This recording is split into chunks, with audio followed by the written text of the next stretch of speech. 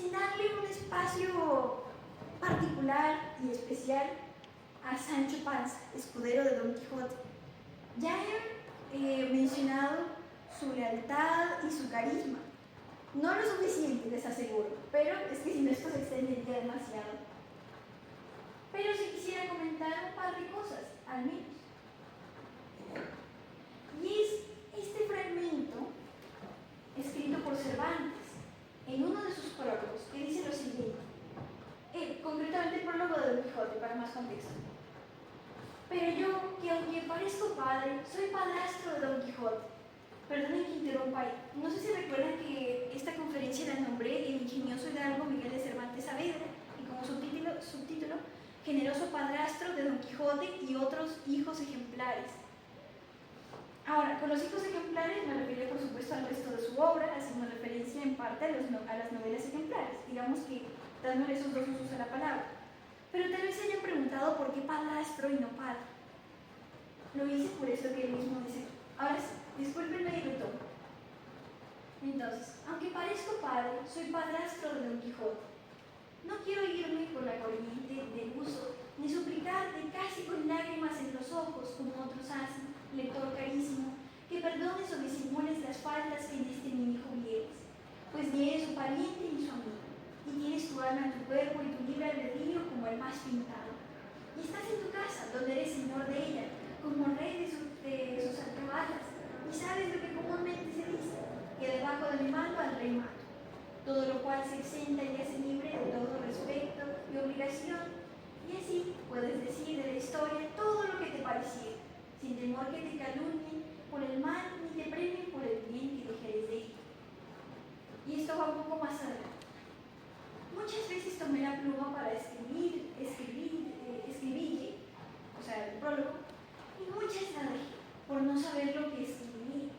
Y estando una suspenso con el papel delante, la pluma en la oreja, el codo en el bufete y la mano en la mejilla, pensando lo que diría, entró a deshora un amigo mío, gracioso y bien entendido, el cual, viéndome tan imaginativo, me preguntó la causa, y no encubriéndosela yo, le dije que pensaba en el prólogo que había de hacer a la historia de Don Quijote, y que me tenía de suerte que ni quería hacerlo, ni menos sacar a luz las hazañas de tan noble caballero.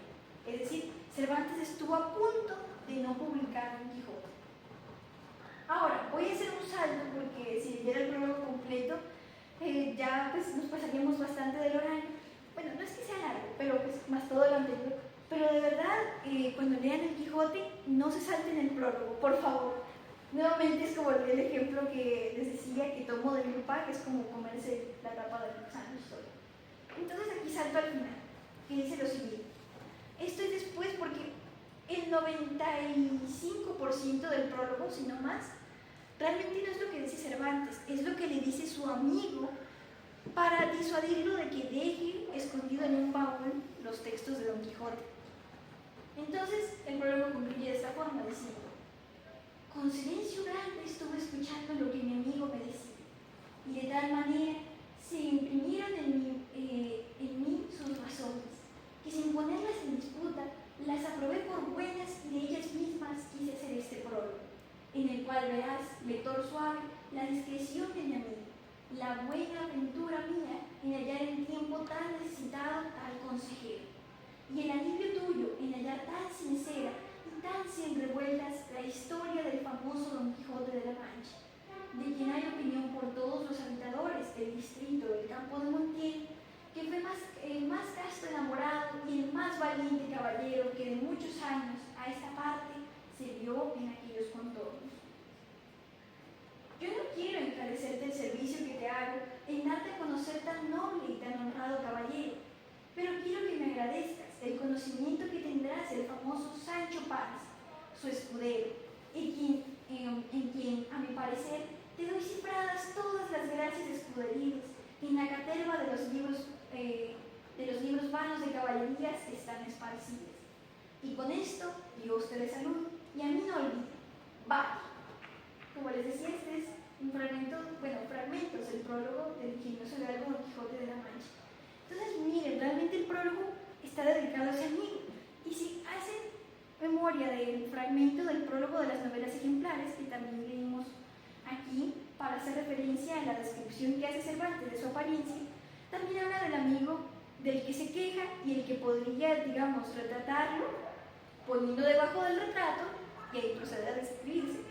Lo cual, por cierto, es un tema del que no llego a hablar mucho aquí, pero es también un chiste sobre el pintor de Úbeda, del cual se decía que pintaba lo que saliera y que si pintaba un gallo, debajo tenía que escribir en letras góticas: este es gallo, porque no se entendía nada de lo que pintaba.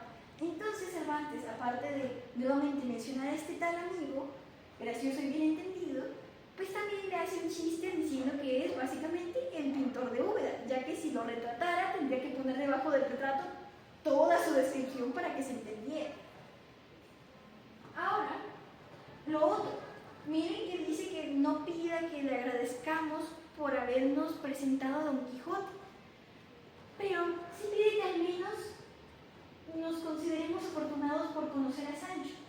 Y ahora, por si quedara alguna duda de lo que he dicho, esta es una de las muchas menciones que se hacen a Don Quijote, de un diálogo similar en donde dice, esto lo dice Don Quijote: vuestra grandeza imagine que no tuvo caballero andante en el mundo, escudero más hablador, ni más gracioso del que yo tengo. Esto describiendo a Sancho, que nuevamente recuerda a él amigo gracioso y bien entendido. Con esto que quiero decir, resulta que es célebre el hecho de que en las novelas de caballerías y también caballerescas, los escuderos estaban ahí básicamente por mención. Uno sabía que el caballero andante tenía un caballero que lo asistía, que lo ayudaba a cargar cosas, bueno, que era su escudero, ¿no?